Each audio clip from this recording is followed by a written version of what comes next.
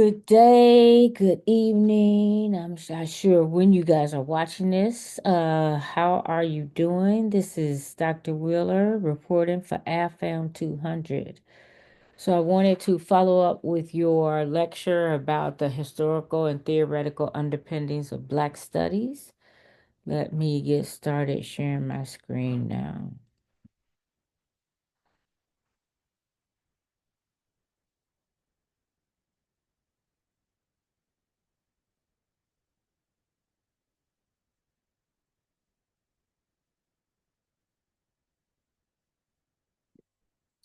Sorry, guys, I keep doing this, and that's not what I'm trying to do.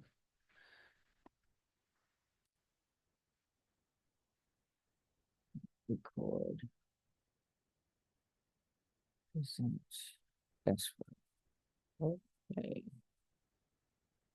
Complete recording. All right, welcome AFAM 200 students. Today we're diving into a critical exploration. Oh, I need to share my screen.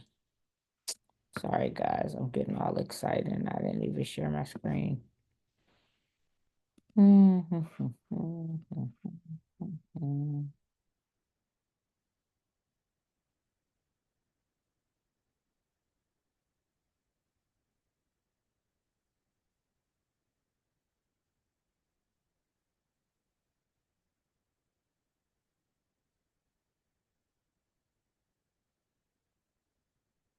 All right, guys, I'm sorry. Let's get this started again. So, today we are talking about a critical exploration of a field that not only reshapes academic inquiry, but also challenges how we understand history, identity, and power.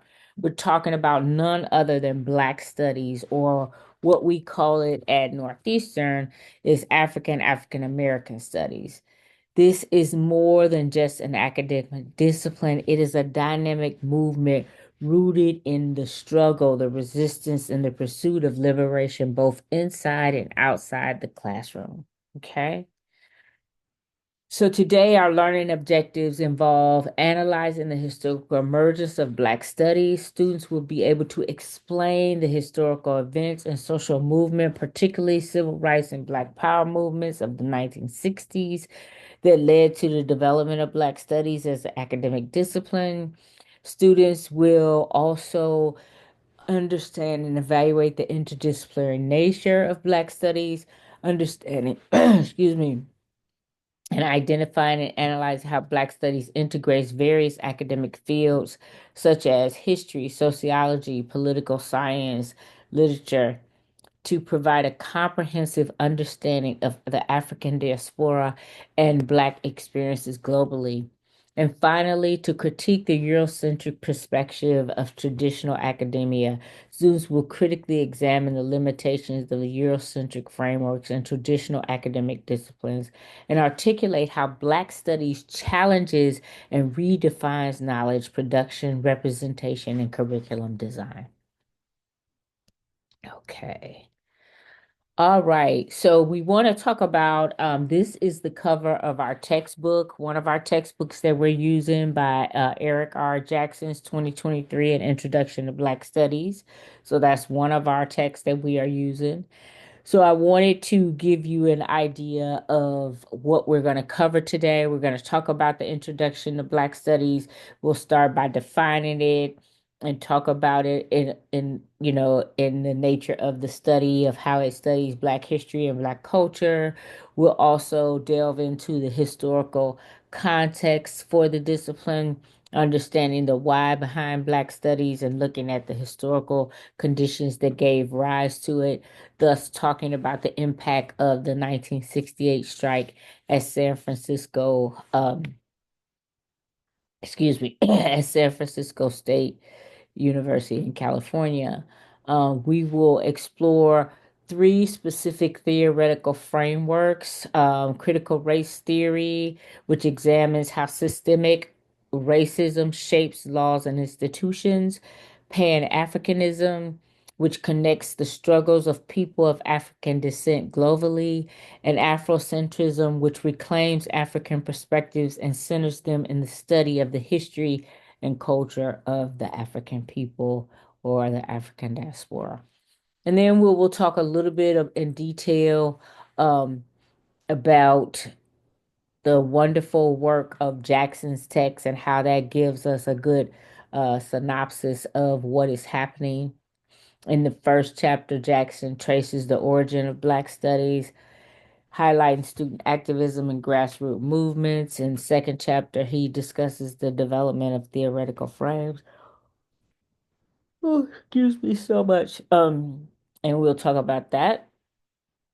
We will also conclude with talking about a contemporary focus and next steps, reflecting on how Black studies has emerged from the radical need for change and consider what's next, and how we ensure Black studies remain relevant, transformative, and connected to social justice movements of today.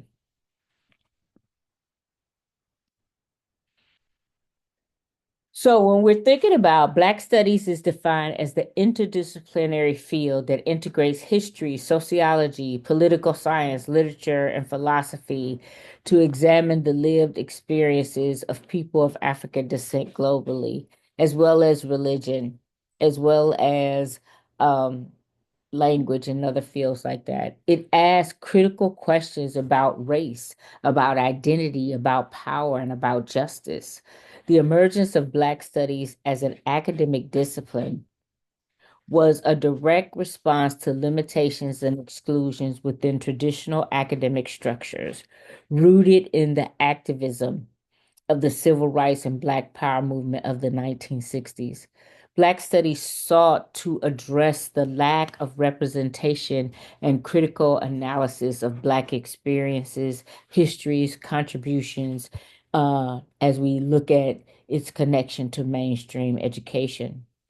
As an interdisciplinary field, Black studies inherently draws from the history, sociology, and political science, literature, cultural studies, and the arts.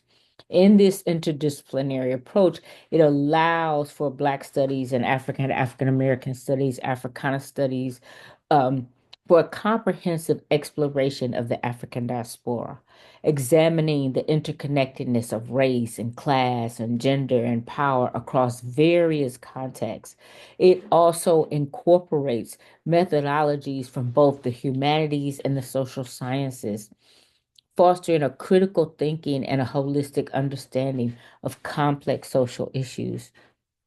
When we think about how this field challenges academic norms, we see that Black studies challenges Eurocentric paradigms that have historically dominated academia. It questions whose knowledge is valued and whose histories are told, emphasizing the importance of centering Black voices and perspectives. This disruption of the traditional norms not only redefines academic inquiry, but also promotes social justice, encouraging students to engage with issues of equity, activism, and systemic change. Moreover, Black studies promotes the idea that education should not be isolated from real world struggles. It bridges the gap between scholarship and activism, empowering students to apply their learning to affect positive change in their communities. Through this lens, education becomes a tool for liberation as articulated by scholars like Bell Hooks, Paulo Freire, Joyce King, and among others. So, the emergence of Black studies, when we think about a deeper exploration, the establishment of Black studies as an academic discipline reflects both a historical response to systemic exclusion in education and an intellectual revolution that continues to shake academia today.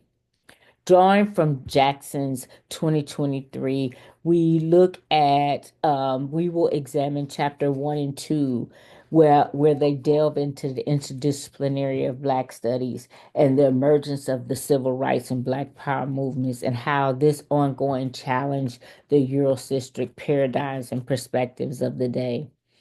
We will explore in this conversation how Black studies is an interdisciplinary field, how Black studies is not confined to a single discipline, rather, it represents a fusion of knowledge across various fields.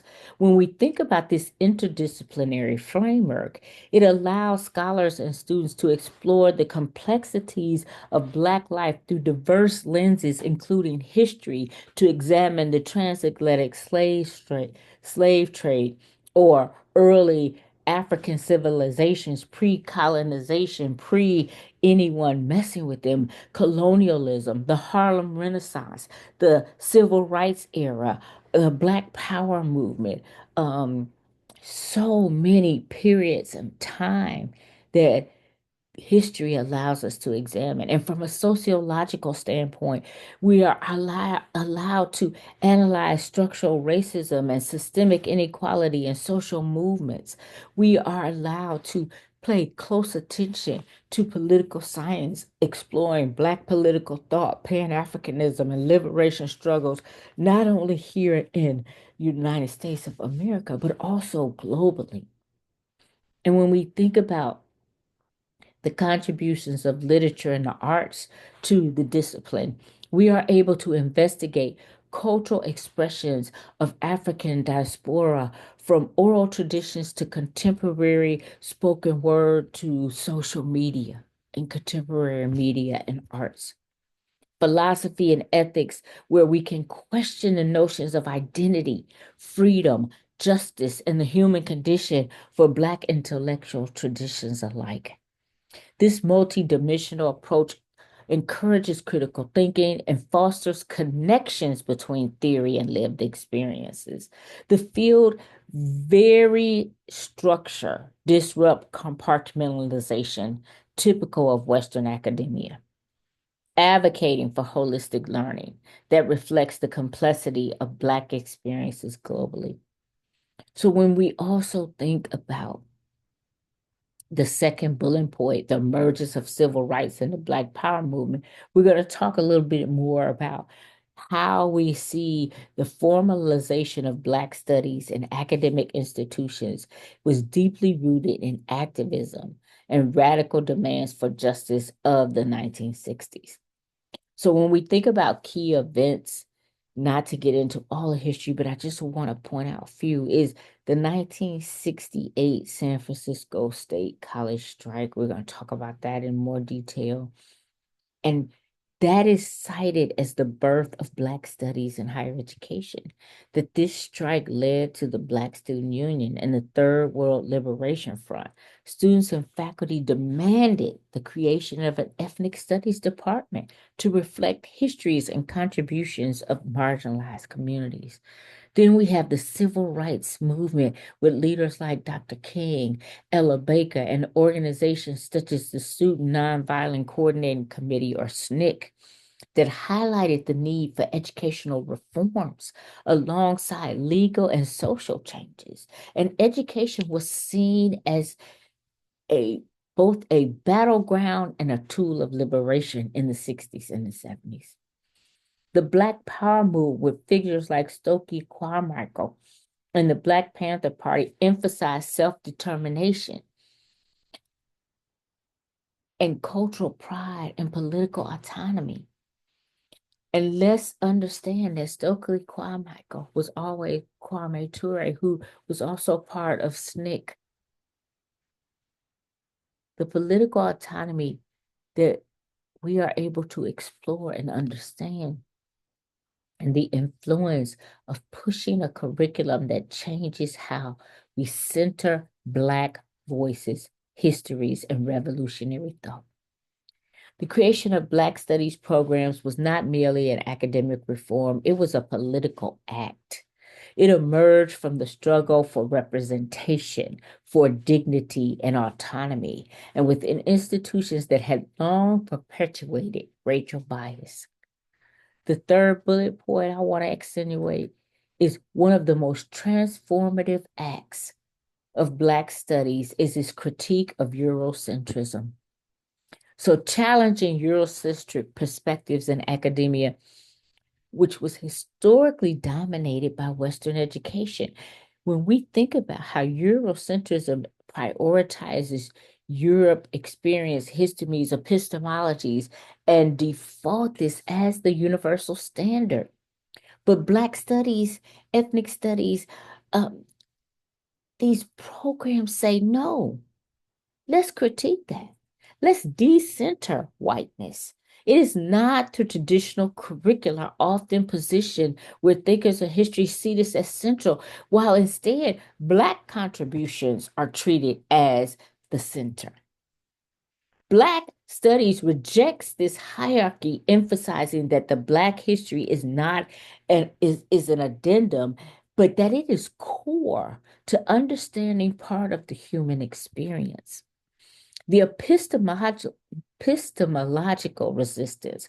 Black studies questions the very foundations of how knowledge is produced, validated, and disseminated. Scholars like Carter G. Woodson, who wrote The Miseducation of the Negro, critique the ways in which education was used as a tool for oppression, erasing Black achievements and reinforcing inferiority complexes. We see that when we see how people are discussing certain historical facts, inaccurate or omitting them altogether. Incorporating diverse methodologies instead of relying solely on Western modes of inquiry, Black studies embraces oral histories. It embraces community-based research. It embraces artistic expression and activist scholarship. This approach values lived experience as legitimate sources of knowledge, particularly communities historically excluded from academic discourses. The global perspective, Black studies is not confined to African American experiences. It recognizes the global dimensions of the African diaspora, examining issues of colonialism, neocolonialism, and transnational solidarity movements. So as I close this section and get ready to transition to more historical, I want you to think of three things. Black studies is interdisciplinary, meaning that it allows to break down academic silos, fostering a more comprehensive understanding of Black life, Black history, and Black experiences and Black culture. It is also activist and resistance at the heart of what Black studies is, because at its roots is embedded in what came out of demanding a voice, demanding knowledge, demanding civil and human rights, which came out of the civil rights and the Black Power movements. And the third thing is it challenges Eurocentrism. It is not just about inclusion, it is about fundamentally transforming how knowledge is constructed and whose voices are considered legitimate or authorities. All right?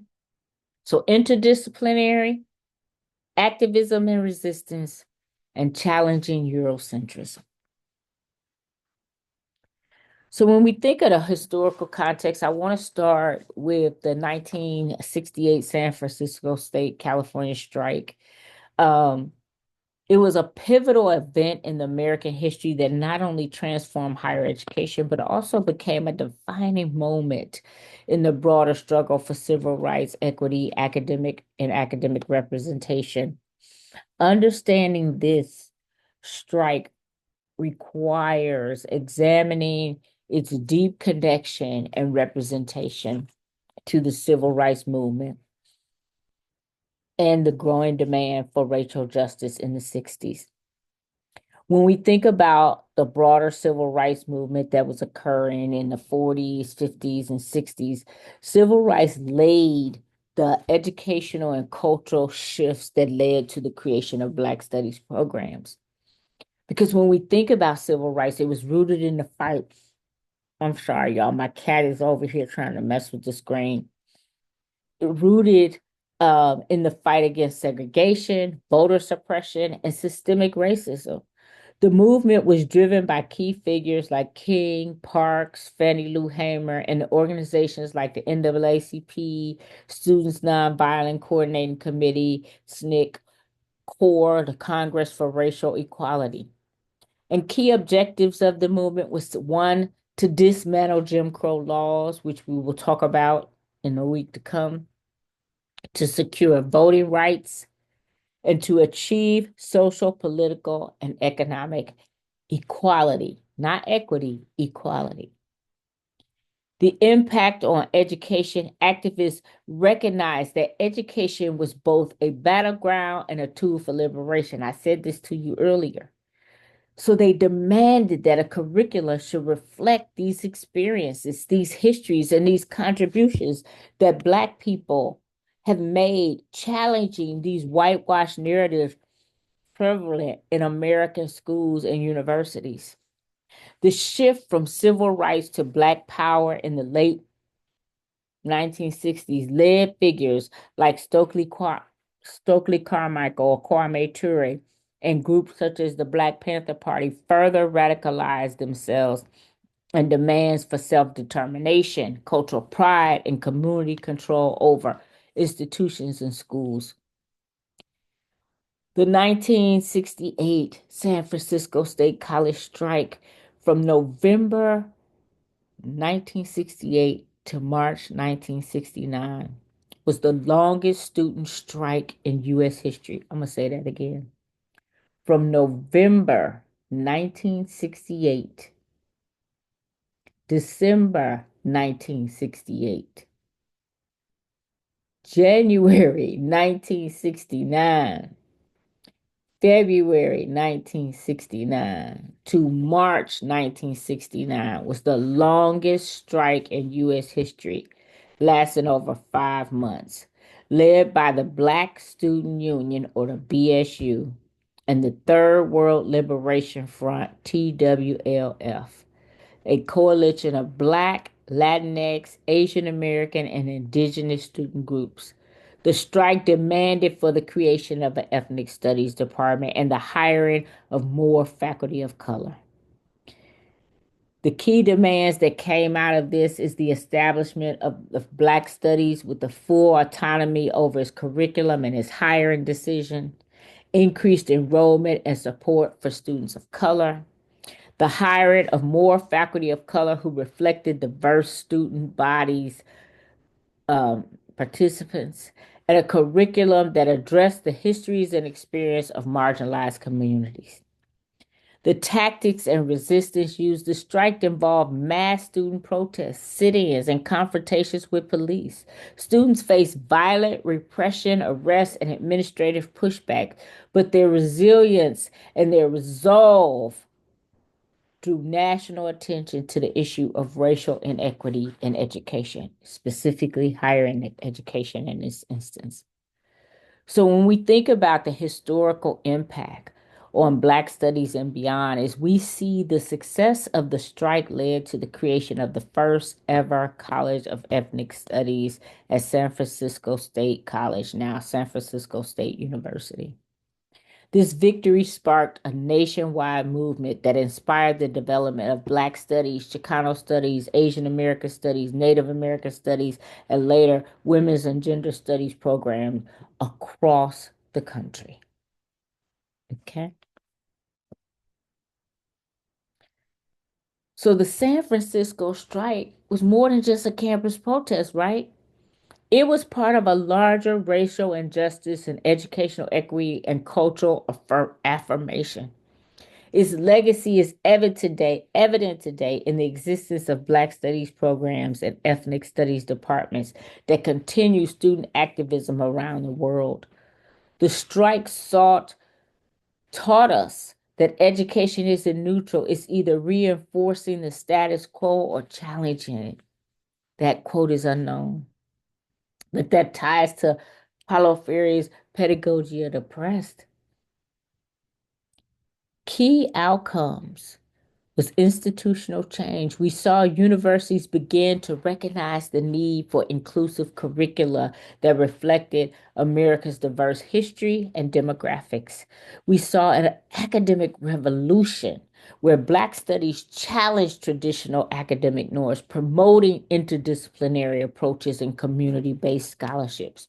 We saw a legacy of activism where the strike demonstrated the power of student activism and student protest and student voice and student action, the importance of solidarity across racial and ethnic lines. This would not have happened if people didn't come together for a common good.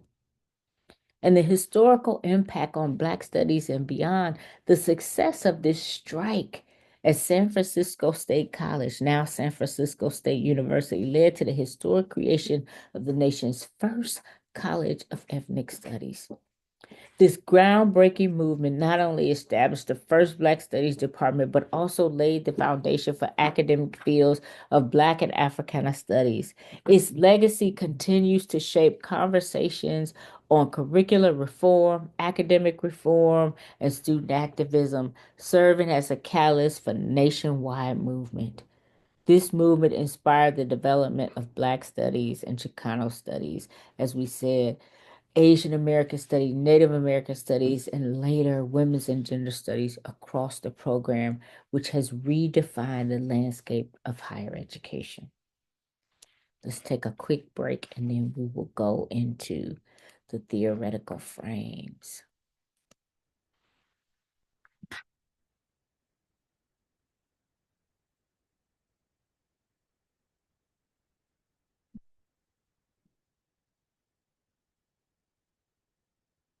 It's okay, go on. Go on.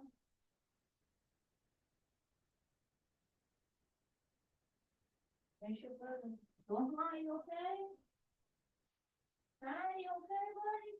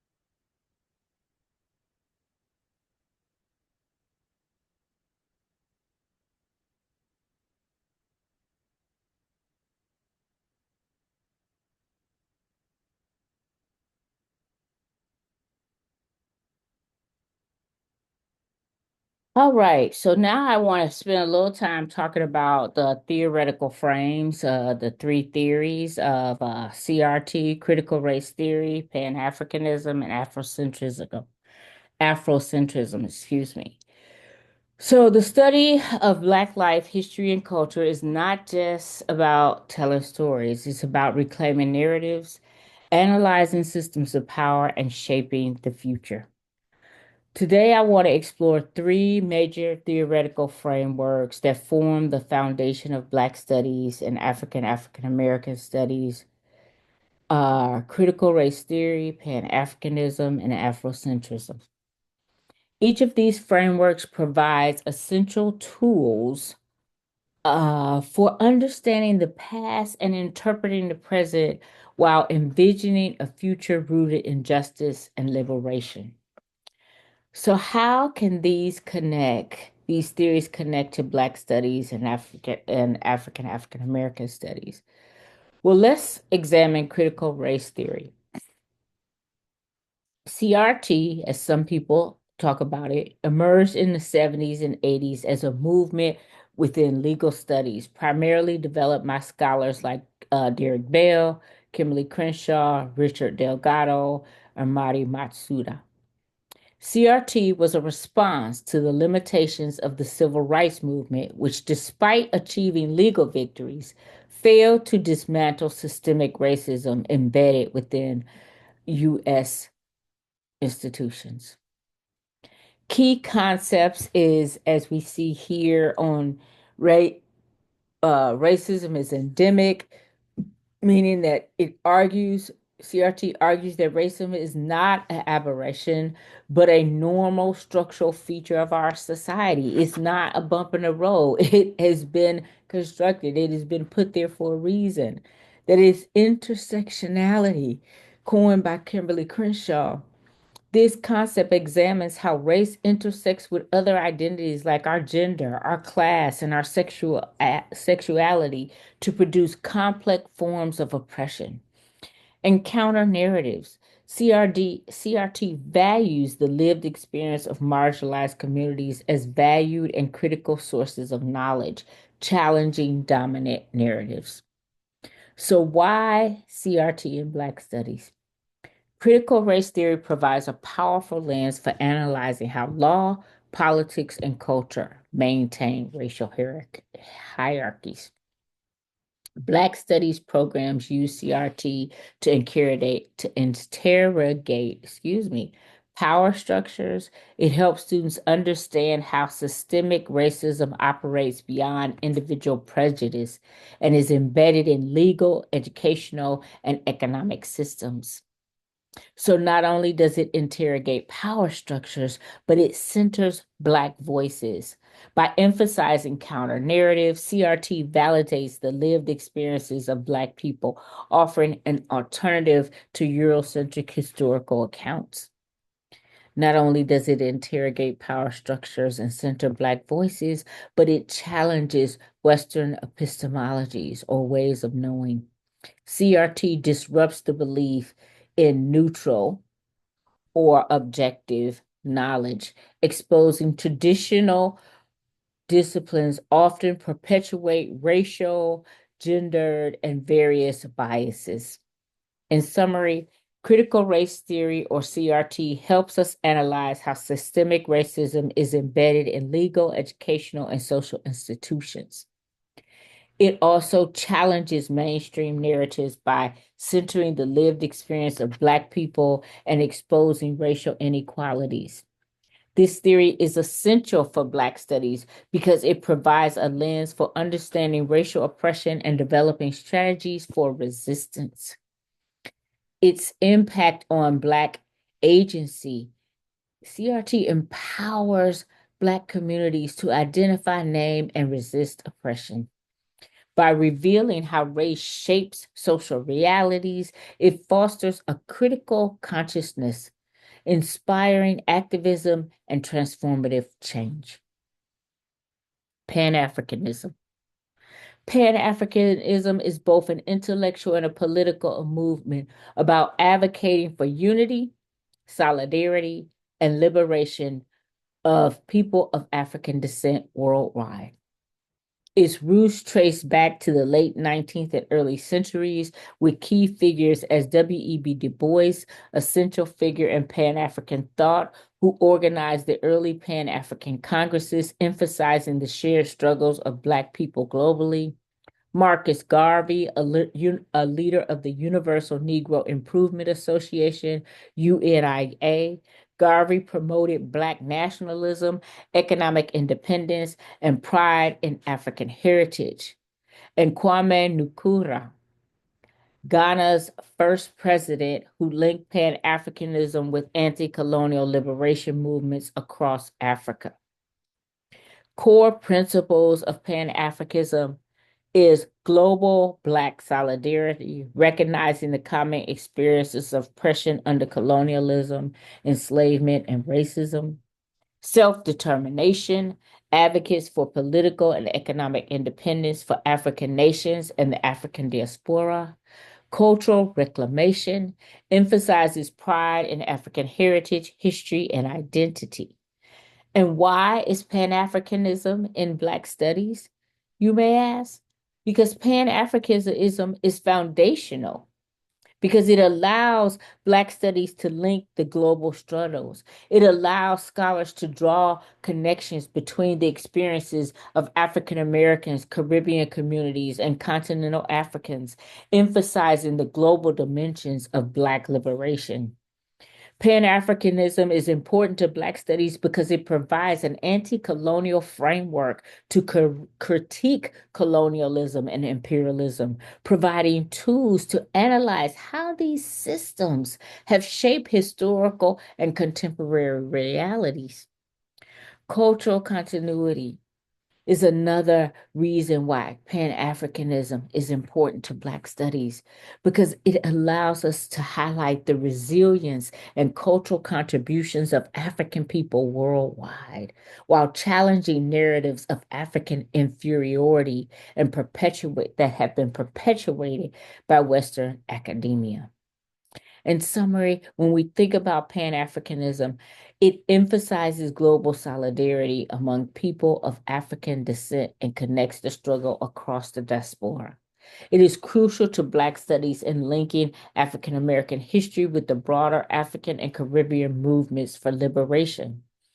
Its perspective allows scholars and activists to explore colonialism, enslavement, slavery, and imperialism, and how they have shaped the experiences of Blacks worldwide. And the impact on Black agency. It provides and fosters a sense of a shared identity and collective power that inspires political activism, cultural pride, and a solidarity across national and ethnic boundaries, reinforcing the idea that Black liberation is a global struggle. And last but certainly not least, let's discuss Afrocentrism. The origins and foundations of Afrocentrism emerged in the 80s as a cultural and intellectual movement that seeks to center African perspective in the study of history, culture, and society. Its leading proponent is Dr. Molefi Keti Asante, who articulated Afrocentrism as a framework for reorienting knowledge production away from a Eurocentric lens to one that prioritizes African agency and contributions. There are three concepts I want to highlight: African agency, which is where Afrocentrism asserts that African people are the primary agents of their history rather than passive subjects in narratives dominated by a Eurocentric perspective. Cultural reclamation, where it focuses on recovering African traditions, values, and historical narratives that were suppressed by colonialism and enslavement. And an epistemological shift, which challenges Western ways of knowing, emphasizing African worldviews, languages, philosophies, and storytelling. And why should we have Afrocentrism as part of how we explore and study Black studies is because it's vital. It's vital from the standpoint of decolonizing knowledge. It helps us to resist Eurocentric bias in academia, which has marginalized non-white and African American civilizations, traditions, and intellect. It restores historical accuracy. Afrocentrism centers historical distortions that have been erased or minimized what Africans and African American achievements have been in the science, in the art, in the politics, in medicine, in philosophy, and so architecture. It reclaims that. And cultural empowerment, whereas it promotes positive identity for people of African descent by highlighting the richness of our African tradition. If you notice, I start with Africa, pre Europeans, pre anybody, because we need to start in a place of positivity and power. So, in summary, when we think of Afrocentrism, we think of reclamation of African identity, history, and knowledge by centering our African perspective rather than Euro or Western ones. We challenge the traditional Western narratives and historically uh, debunk the marginalization of African contributions to civilization. Black studies promotes and use of Afrocentrism allows us to restore historical accuracy and pride and intellectual self-determination. And it allows us to foster a sense of pride and self-worth and connection to a rich ancestral legacy rather than just one of enslavement and victimization. These theories matter because they provide an academic concept and frameworks that help shape Black agency, activism, and scholarship.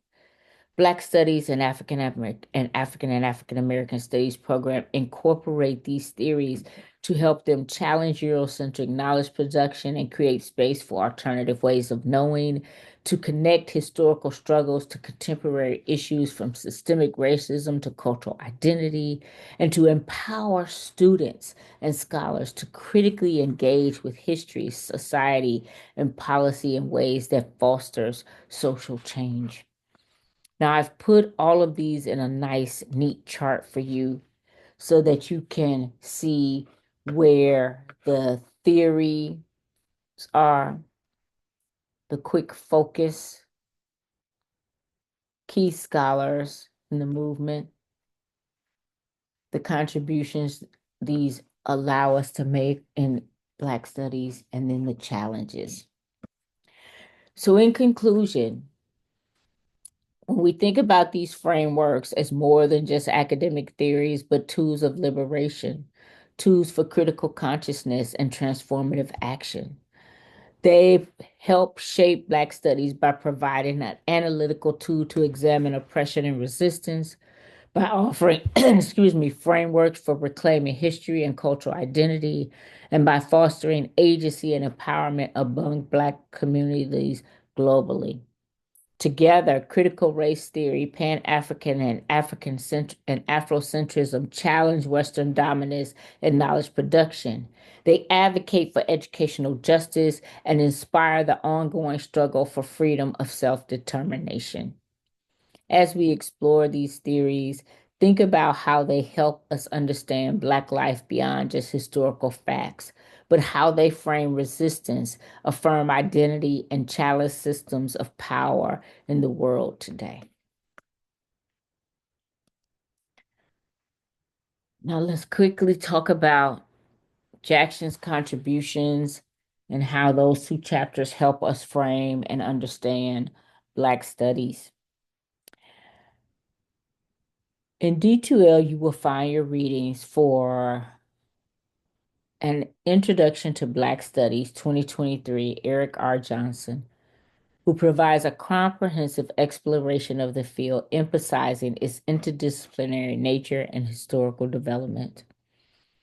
I want to highlight today the first two chapters that lay a foundation for understanding Black studies. Chapter 1, The Nature, Scope, and Construction of Black Studies, where Jackson begins defining Black Studies and highlighting its emergence as a distinct academic discipline, and discover and understanding and discussing the interdisciplinary approaches and why we utilize various fields. And the chapter helps sets the stage to understand how Black Studies examines these experiences, cultures, and contributions of people of African descent. Chapter 2, The Origin and Development of Black Studies as a Field of Analysis. Jackson delves into the historical concept that led to the establishment of Black Studies in academia and examines the social and political movements, as we've discussed earlier, during the 60s and the 70s that demanded for the inclusion of an African American perspective in higher education, thus establishing and institutionalizing Black studies as a legitimate field of social inquiry.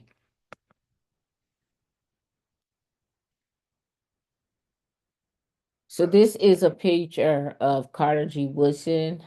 He is known as the father of the first Negro History Week. So we would not have Black History Month if it wasn't for Dr. Woodson. He is also a distinguished leader and founder of ASALA. It's the Association for the Study of African American Life and History. And I would, if you're interested, they have great conferences. They do also let students present. So I would check that out. So I want to talk to you briefly about the origins of Black Studies. Black Studies emerged in the civil rights movement fueled by student activism of the 60s and 70s. The discipline responded to demands for inclusion curricula that reflected African descended peoples' experiences and contributions. Scholars like Nathan Irving Huggins advanced the academic legitimacy of African American history while student protests challenged Eurocentric frameworks. So this picture, I'm going to go back real quick. This is Dr. Huggins' first book. So that's why that's there. This is the continent, and that's also the continent. So when we think about philosophical frameworks, we need to think about how Black studies rejects Eurocentric paradigms, adopting Afrocentric approaches that center African cultural heritage and global experiences. The field engages with diverse ideological perspectives, including integrationist, Black power, cultural nationalist philosophies, and reflect different views on how Black studies should relate to the mainstream institutions. The role of the organizations in advancing Black studies. Organizations like African Heritage Studies Association, AHSA, or National Council for Black Studies, NCBS, and the Association for the Study for African Life and History, ASALA, played critical roles in formalizing the discipline, fostering scholarship, and connecting academic work to community activism. As we mentioned earlier, Black studies is very interdisciplinary in nature, drawing from history, sociology, psychology, political science, arts, Black feminism, and education. This interdisciplinary approach allows for a holistic analysis of Black experiences and the systemic structures impacting African descendant communities globally. The field remains vital for addressing modern issues such as systemic racism, educational inequity, police brutality, and cultural erasure. It informs social justice movements and community activism and public policy, particularly relevant to diverse urban communities like Chicago. Jackson also situated the development of Black studies in the context of the Black Power movement and the civil rights movements of the 60s. I'd also like to highlight that this is Ella Baker, who was the founder of the Student Nonviolent Coordinating Committee, or SNCC, that was later ran and took over by Kwame Ture or Stokely Carmichael, but she started and organized the majority of it. Black students and activists demanded curricula that centered on Black history, culture, and struggles, pushing for an academic space to study and address issues relevant to Black communities. The formation of Black Studies departments was a response to these demands for an inclusive and some transformative education. When we think about the institutional resistance or marginalization, one of the things that Jackson discusses in his text is the resistance of Black studies faced from predominantly white institutions or PWIs that sought to marginalize or dismiss the discipline as illegitimate or politically motivated. Jackson examines how Black studies programs were often underfunded and treated as peripheral in universities, a reflection of a broader institutional racism. He explores for us one of the defining features of Black studies of its interdisciplinary nature, incorporating the fields that we've talked about thus far that provide a comprehensive understanding of the Black experience. Jackson also argues that this interdisciplinary approach allows Black studies to address complex social, economic, and political issues facing Black communities from multiple perspectives. When we think about community engagement and social responsibility, this is a core component of Black studies and its connection to the Black community and its commitment to social justice.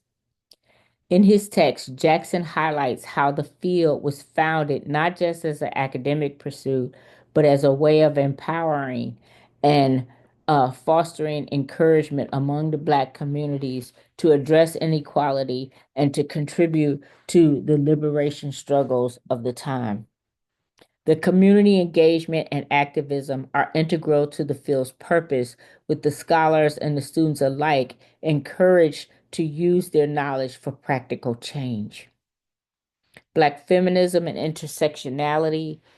As Black studies has evolved to include a growing recognition of the role of gender and sexuality in class and shaping the Black experience, Jackson does a good job discussing how Black feminism and intersectional analysis has become a key component of the discipline and expanding its scope to also include experience of Black women, LGBTQ plus individuals, and working class community members. Finally, the global diasporic perspective. We find in Jackson's text an emphasis on the importance of understanding the Black experience in a global context and not seeing the Black community as a monolith, but drawing on Pan-Africanist ideas and recognizing the interconnectedness of struggles for Black liberation across the African diaspora. Black Studies, according to Jackson, engages in global histories of colonialism, imperialism, and migration, positioning the African diaspora as a key site for inquiry.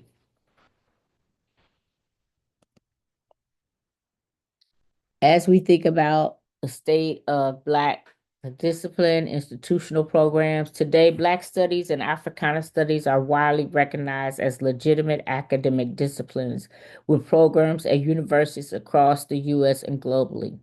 These programs stem from the activism of the 1960s and 70s, particularly the 1968 San Francisco State College strike, which led the establishment of the first Black Studies department. The prevalence of these programs is a comprehensive survey um, that conducted by the University of Illinois in 2013 that revealed approximately 76 of U.S. colleges and universities offer Black studies in some form, with 20% or 361 institutions having a formal academic unit, such as departments. The types of degree offered are bachelor's degrees. The majority are Bachelor of Arts or Bachelor of Science degrees.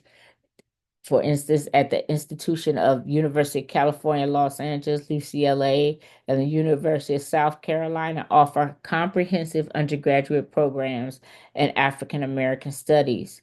Master's and doctoral degrees are at several universities, provide advanced degrees in the field. Notably, Harvard offers a PhD in African and African American studies, into, emphasizing its interdisciplinary research across the African diaspora. Associate degrees and minors at various community colleges and smaller institutions, providing foundational knowledge as a stepping stone for further education. Oh, excuse me. Africana Studies New Directions. Innovative approaches are emerging to make Black studies more accessible. For instance, the Hillman TikTok University utilizes TikTok to offer free courses on Black history and culture, reaching a broad audience and preserving Black heritage in the digital age. Interdisciplinary and global perspectives. Programs are increasingly adopting global lens, examining the experiences of the African descended people worldwide, includes the study of African diasporic impact in various regions and the interconnectedness of Black experiences. Focusing on contemporary issues, we want to think about how we address the emphasis on the current social justice issues, such as systemic racism, police brutality, economic disparities. Courses are being updated to reflect these topics, ensuring relevance of today's social change. And finally, there's a call to action. Advocacy for programs to support is crucial to continue advocating for adequate funding and resources for Black Studies programs. These include supporting faculty positions, research opportunities, and community engagement initiatives. It's important to encourage curriculum development, to develop a curricula that reflects the diverse experiences of Black individuals globally, can enrich the educational experiences and promote more inclusive understanding of history and culture, and community engagement.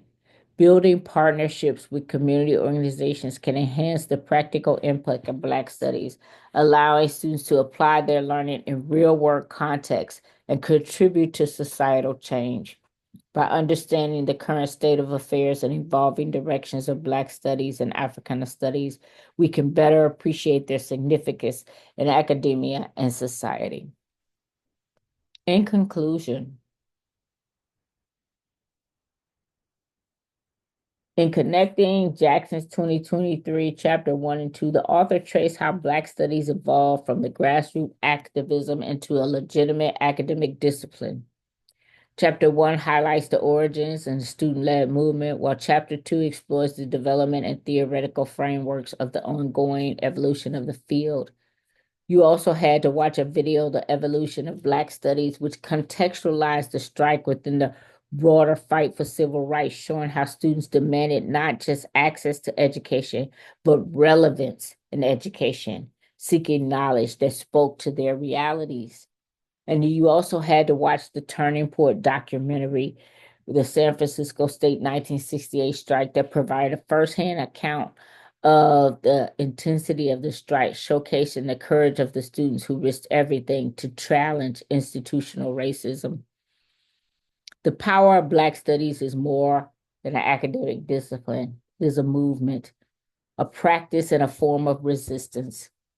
It gives Black people agency over their history, fosters critical consciousness, and challenges the oppressive structures that have long sought to silence us. As Blair Hooks reminds us, education can be a liberatory practice. And as Malcolm X taught, history is the key to understanding oneself and shaping the future. Without Black studies, the history of Black people would be told by those who never intended to tell the whole truth.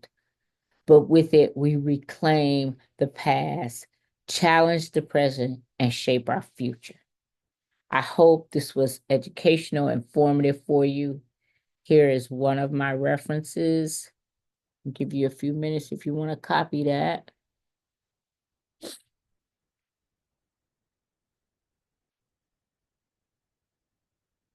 Here's my other reference sheet, so you can have that.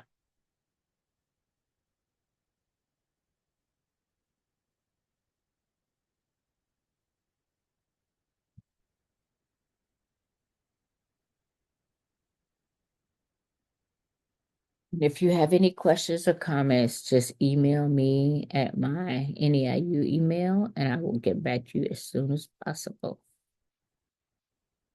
Let's go back to the references real quick.